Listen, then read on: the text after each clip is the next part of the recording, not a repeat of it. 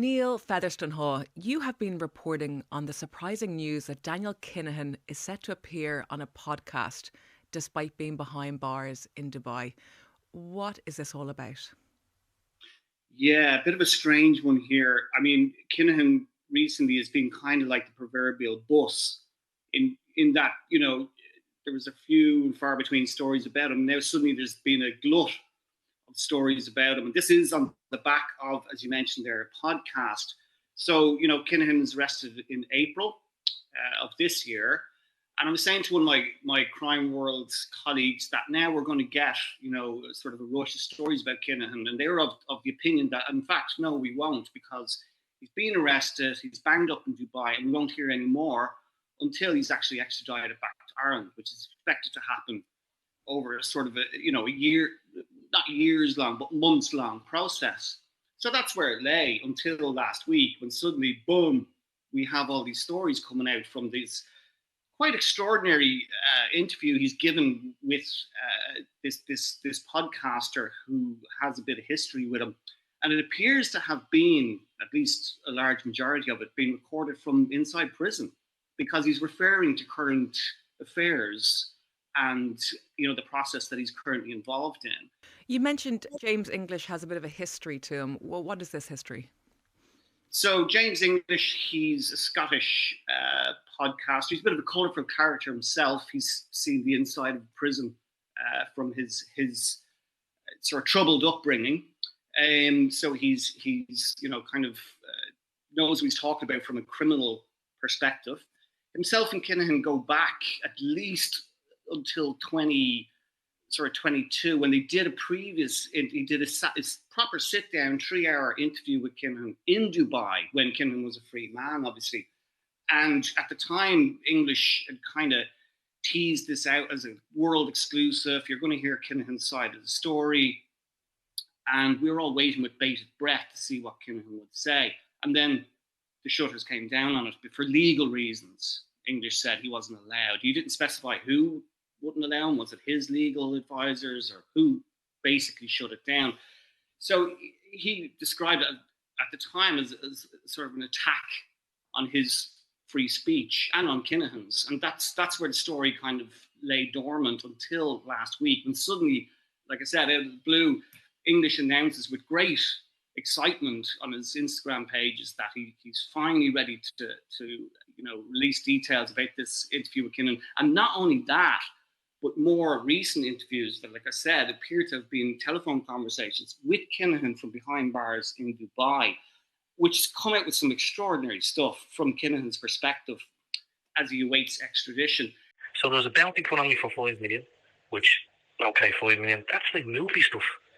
I've watched all the box sets that everyone has watched. This is all movie stuff. Like, it's nuts. Tell me, why James English? Why would Daniel Kinahan choose him to tell his story? Like I said, I think they kind of have a bit of history dating back to when they did the first podcast. The first that I would have been aware of English was that infamous interview that did or did not happen in 2022. So I don't know their personal relationship, but Kinahan has, when that first interview was recorded and not broadcast in 2022, it was around a period of time that Kinahan was engaged in what we now refer to as his sports washing time frame, when he was trying to kind of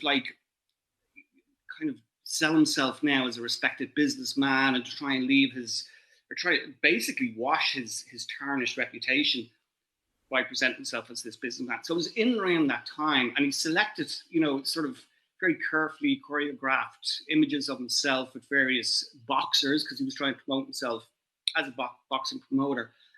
And it was that interview was recorded around that time. So you kind of suspect or think that it was part and parcel of some sort of orchestrated campaign from Kinahan to try and, sell himself again and get rid of his tarnished reputation. So back to the present day, what have we heard so far from this latest interview? Like I said, it all gone quiet on the Kinahan front since April, when he was first arrested.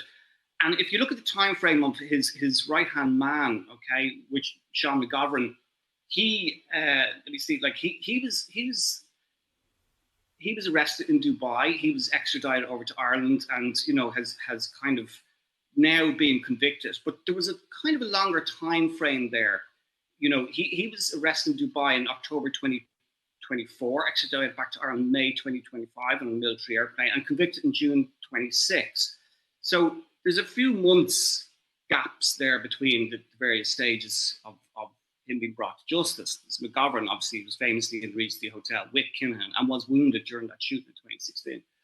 Now, Kinahan's arrested in April 15, 2026, and he's now expected back in Ireland within weeks, as I mentioned earlier at the start. So there's kind of like what's going on here is some sort of fast-tracking element to him appearing. So that was the first thing that we heard from English. I think, in fairness to him, he was the one that broke the news that Kinahan was pretty much on his way back to Ireland. So that was the first jump out element of these snippets of the interview that we've heard.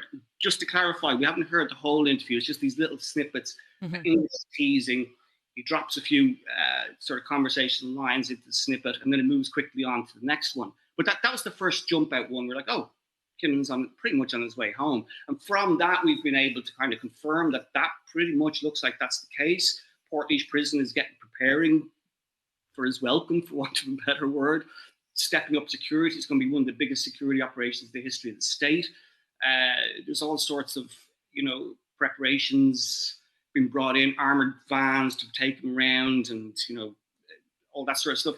So that was one of the first jump out bits from the interview. But since then, Kinahan's, English has released a series of little snippets with Kinahan, which is kind of more, I don't want to say like more personal elements to him.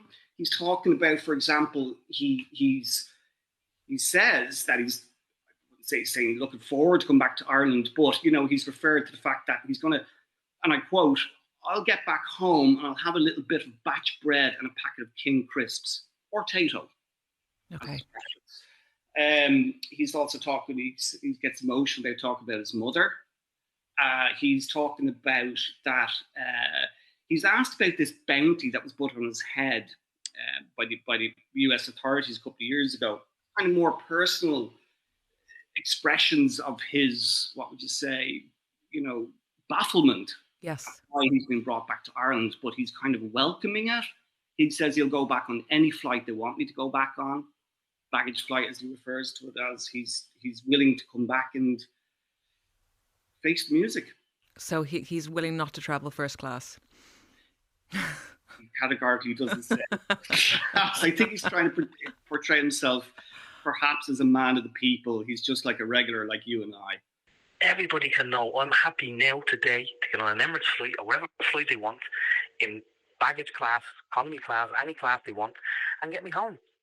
He also commented on what he believes awaits him in the Irish courts. He's asked by English, what does he think is going on in the background? The fact that this has happened so quickly, and Kinahan has basically said, well, it's a done deal. As far as Kinahan is concerned, it's already a done deal. And he doesn't, describe or explain who they are. Say they've already made up their minds. He's going to jail. It's a done deal. It's all happening in the background. So there's all this kind of conspiracy going on. I think I've already got life in prison, James. I think it's just we're going to go through the dance now, and the circus. And then the character assassination even more now of me and my family, and that's what they'll do, because they have to reinforce their narrative and what they've said and done over the last 10 years or even more. So I don't think I'll get a fair trial whatsoever. I don't think I'll have a hope of getting a fair trial. English, on his part, has got a lot of backlash, by the way, on social media for this soft soaping interview. He's not asking the hard questions, and he's defending the podcast, saying you're going to hear Daniel Kinahan in his own words for the first time telling his side of the story. And apparently we, in the media, are having a meltdown because we've had our say about him for years, and now it's Kinahan's turn. Personally, I haven't been in a meltdown about it. It's just something that has been tried. It is interesting, but I think that they're kind of tagging off each other, that this is, like I said, a done deal. He's baffled by why these allegations are being made about him. And, as English says, we have to listen to both sides and make up your own mind. So he also said something quite striking. He almost alluded to there being an imminent threat to his life. Yeah, the way he phrased this, you're right. It's part of a snippet, so we don't know the context of what he's saying. But he says that he's not suicidal, which was a strange kind of phrase to use. And he says that he wants to. I suppose the way we put it is he wanted to cut off any discussion of his mental state should he get into medical difficulty behind bars, right? So this is the actual quote. He says, "So if I happen to fall and bang my head when I have handcuffs on me, I didn't fall. If I end up hanging myself, killing myself, poisoning myself, it did not happen. I'm not suicidal." So read into that what you will. Like he said, like what I understand that to mean is that if anything happens to him while he's now, sort of in custody, be it in Dubai or be it on the way back to Ireland, or perhaps even he's suggesting in Ireland, that if anything happens to him behind bars, well, he's not a free man. He didn't do it himself. Maybe it's sort of he's putting out there some sort of protection for himself because he genuinely thinks something might happen, and he's saying to people, if it does, I didn't do it. So maybe is he firing some sort of shot across the bows of authorities to say, don't touch me? Do you think that's the motivation then for doing this latest interview? That he's in fear of his life? I think, that's a really good question. We were talking about this. Why would he be doing this interview now? Like, why would he start releasing this interview, and why are these snippets just being released now on his imminent apparent return to Ireland? He's already facing serious charges. He will have his day in court. It's kind of hard to you can speculate all you want, but he's the only man that knows. He's the only man that knows why he's putting this out there. Certainly that element about him being not suicidal and that if something happens to be behind bars seems to come from a place of genuine concern or fear that somebody's going to get to him before he has a chance to stand up in court. But what his motivation is behind all of this, again, only one man can answer that. If the first interview didn't go to air for legal reasons, why would this one? Well, let's see, because English has already now indicated that they are doing their best to stop this interview going out. Again, he hasn't elaborated who they are, but he says he's determined. He says that, regardless what attempts they make, this interview will go out. It hasn't yet, as far as we're aware. Just all these teasers and snippets are coming out. So let's see. I mean, we don't know why exactly the first one didn't go out. It was around that time when Kinahan was sort of earmarked by the US authorities for this, this bounty on his head. So, at that time, you can probably understand it a bit more. Now he's on his way back to face justice. Maybe there's going to be more legal problems to get this interview out, but we don't know. We'll just have to wait and see. This isn't the first time the Kinahans have tried to reinvent their public image. So let's go back to 2020 and to the appearance of a 15-minute video on YouTube. Can you tell me about that? Yeah, this is a bizarre one. It was a bizarre kind of 15-minute reenactment of what happened in the Regency that was posted on YouTube. And it was apparently very well done, very professionally polished. A lot of money was spent on it by all accounts. And it kind of told what happened in the Regency Hotel in 2016 from Kinahan's perspective. And he's portrayed in it as, a man who was targeted, who was immediately wary because there was no Gardaí there at the scene to keep him and the other attendees safe. So he's portrayed as this kind of martyr figure that's being singled and targeted out. And despite, I think, queries at the time from the media, including ourselves, about, who was behind this and who put it up there. We could never establish, from the people that posted who was actually behind all this. So that was part, like, sort of the first indication of his attempts maybe to kind of change the narrative about what was being said about him. And it was also backed up by a bizarre kind of rap video as well, in which Kinahan was portrayed as, like, the victim of this kind of conspiracy theory about him, and it was hashtagged and shared by a lot of his followers and friends. The truth about the Regency was tagged, and 4 years on, we don't know the truth. This sort of thing. And it was taken down. I think it was actually INM, the precursors to Media Who's, that kind of got it taken down, because it was using some of our journalists' footage to suit their narrative. So it was twisting and bending, journalists who were their words and their footage to suit this narrative about what didn't happen. It would be classed, as we well know the phrase now, as absolute fake news. I mean, RTE completely, Paul Reynolds did a first-person piece about it, saying it was completely fabricated, and it didn't go into the details about why Kinahan would have been targeted in the first place. It was completely false narrative and was basically widely dismissed. We've talked at length on this podcast about Daniel Kinahan's connections to the boxing world. But would it be fair to say that some of those links have been quite choreographed? Yeah, so around that time, so just kind of give you the time frame, after the Regency attack in 2016, Kinahan leaves. He relocates to Spain, I think, for a little while, but then he sets up shop in Dubai and reinvents himself as a businessman and primarily as a boxing promoter. So he's heavily involved in promoting high-profile fights there. And he's living openly in Dubai. He's kind of left all the feud behind him in Ireland, which is then really starting to take hold. And as we saw there, the loss of 18 lives altogether. So he's washed his hands of that, and he's moved to Dubai.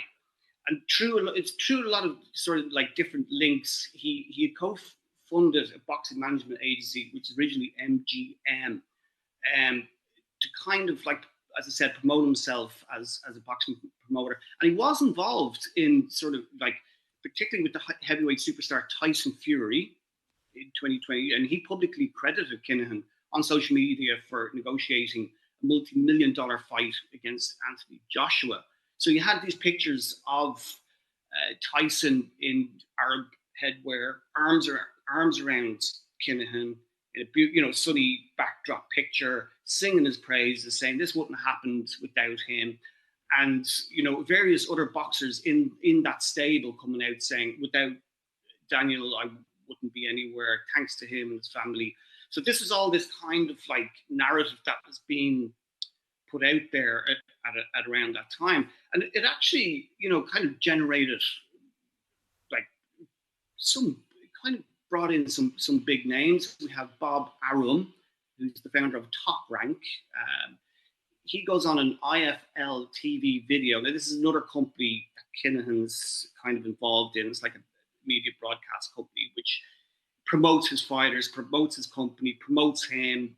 And, you have Bob Arum saying that he's their point man in the Middle East. So it looks like Kinahan, for a time period, has left all his criminal kind of, background behind him, and now has moved on. He's now completely polished, and he's a respected businessman.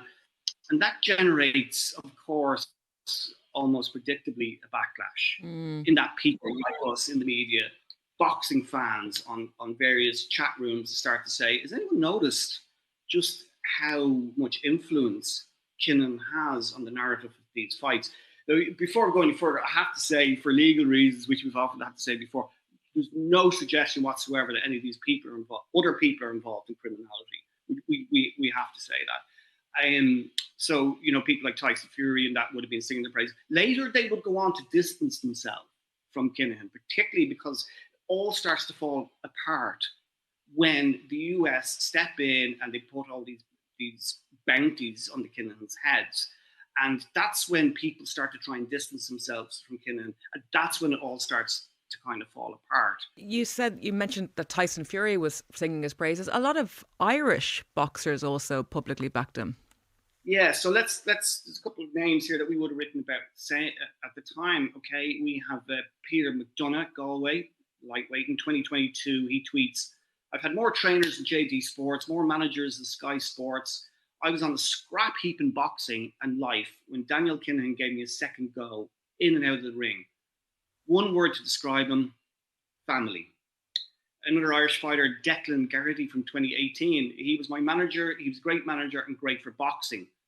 Paddy Barnes, who's a bit more high profile, in 2016 said, "Strange, isn't it? He's roaming the world free, no convictions and warrants for his arrest. If he wants to sit in my corner, he can sit in my corner." So, you have a kind of biggish names, up and coming names in Irish boxing and MMA sports that are backing Kinahan. They're saying that he's great for them, like Barnes said, not only in the ring, but also outside the ring. A family man, took them under his wing, described as a father figure, and they couldn't sing his praises high enough. Now, since then, as I said, I mean, these, in fairness, like some of these quotes are going back a few years. So I think, some of these people and others would be a bit more coy about what they might say. Mm-hmm. And considering now that, he is coming back to Ireland to presumably face justice. Yeah.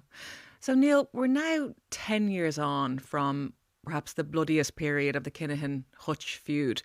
Gerry Hutch is a free man. He's at a pop at politics. Daniel Kinahan is set to have his day in court. So can we say now that this feud is over and a clear winner has emerged? I don't think there could be any winners in a feud that claimed 18 lives, destroyed so many families, left so many people barefoot without their loved ones. A vicious feud which turned Dublin and other places upside down for years. And we had like shootings, killings almost on a weekly basis. It was a bloodbath. It was horrific. It destroyed communities which are still trying to recover.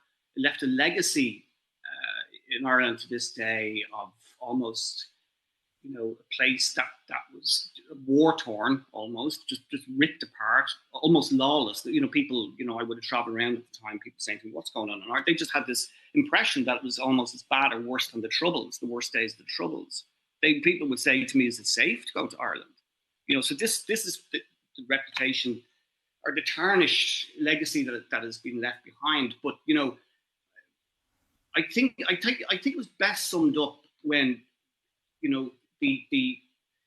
at the end of Sean McGovern's trial, in the victim impact statement outside the court,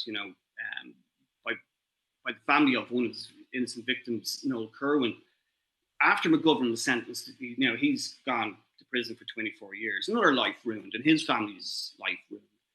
And they just summed it up so well, I think, when they asked a simple question: was it really worth it, Sean?